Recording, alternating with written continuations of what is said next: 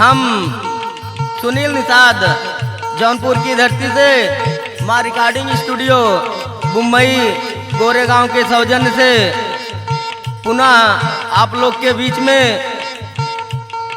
एक मनोरंजन गीत भेज रहा हूँ। हमें आशा ही नहीं पूरा विश्वास है आप लोगों को पसंद जरूर आएगा। भैया कौनो नई लवेरी लड़की पहली बार ससुरे से अपने मायके आएगा तो ओकर महतारी पूछत बा भैया कैसे बाटन तोरे घरे वाले, तो भैया वो कुछ अजीब ही बतावत बा। कैसे बतावत मास्टर साहब? माई ससुया तनिक मिलल बा ससुरवा थोड़ा टेढ़ा बा।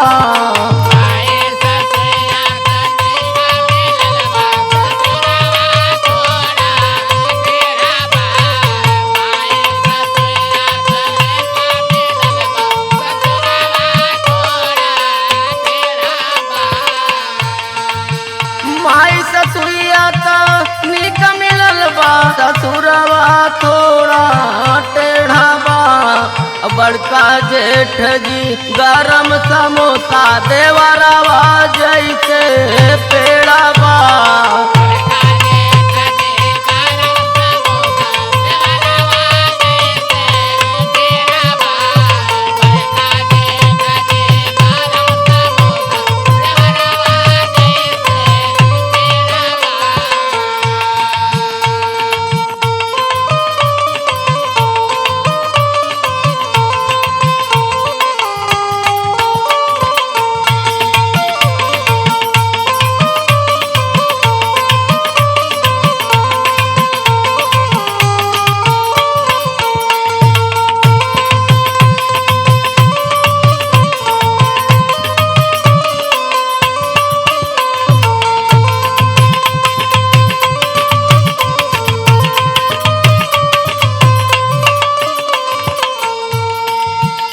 मास्टर साहब बिटिया की बात सुन के मतारी और का कहा था?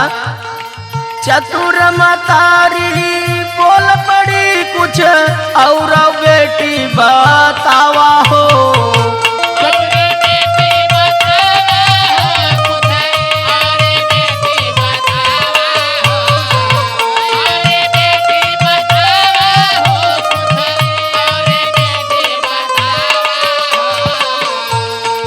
कैसन तोहरी बड़की जेठनिया छोटकी के कैसन खेलबा।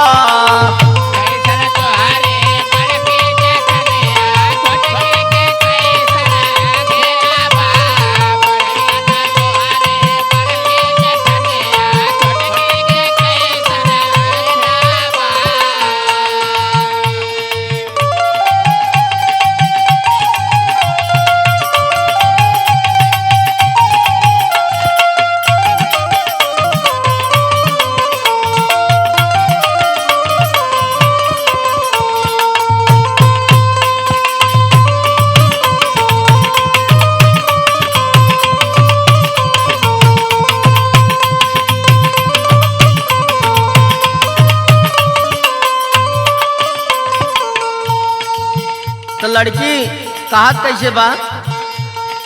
बड़की जेठान मोरा हवे गोलगप्पा छोटकी गरम छेना बा।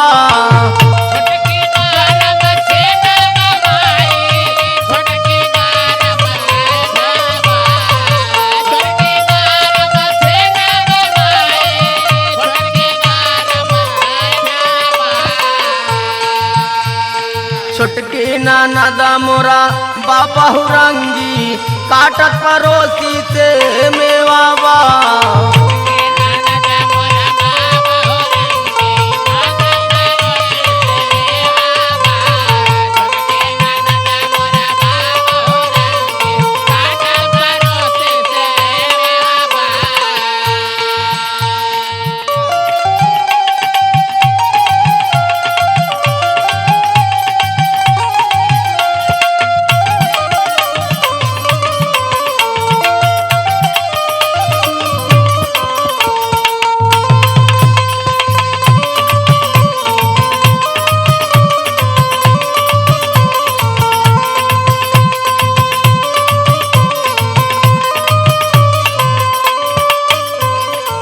साहेब अगले अंतरा में मातारी कैसे कहत बा,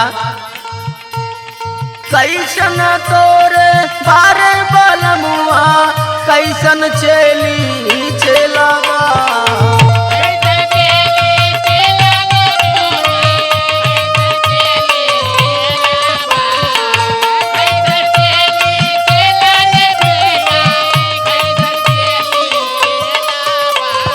कितना प्यार ओ तो से करेला चलत बहरावा खेलावा,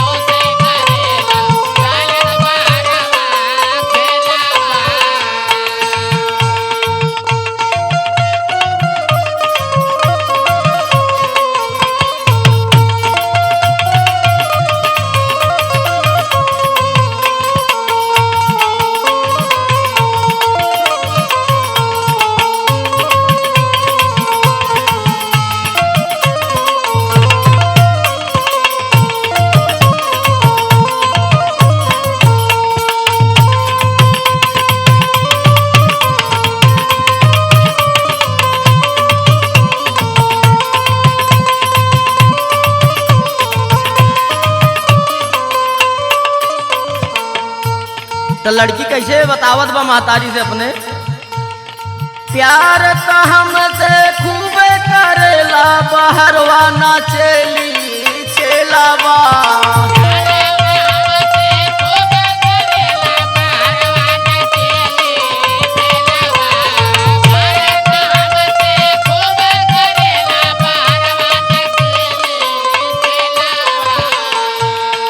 बारे बलमा मोरा गुरही जलबिया चिकन जैसे केलावा,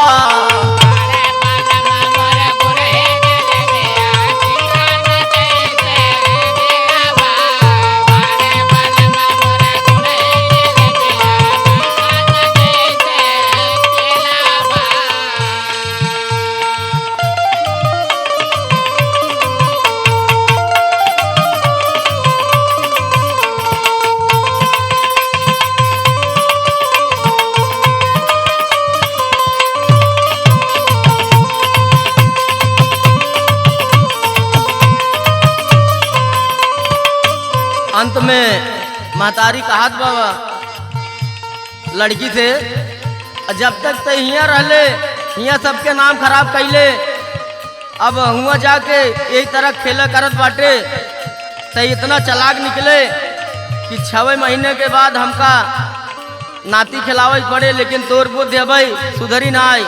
मातारी कैसे कहा था, जिभल पकवानी एहू रे लहली ऊहू जा खेलली खेलावा,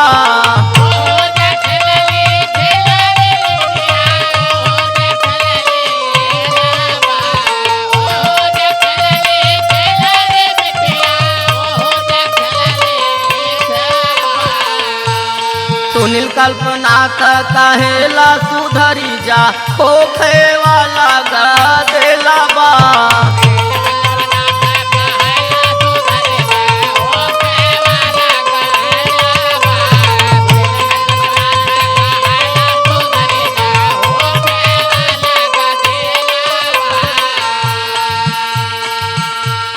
माई ससुया तनिका मिलल बा ससुरवा थोड़ा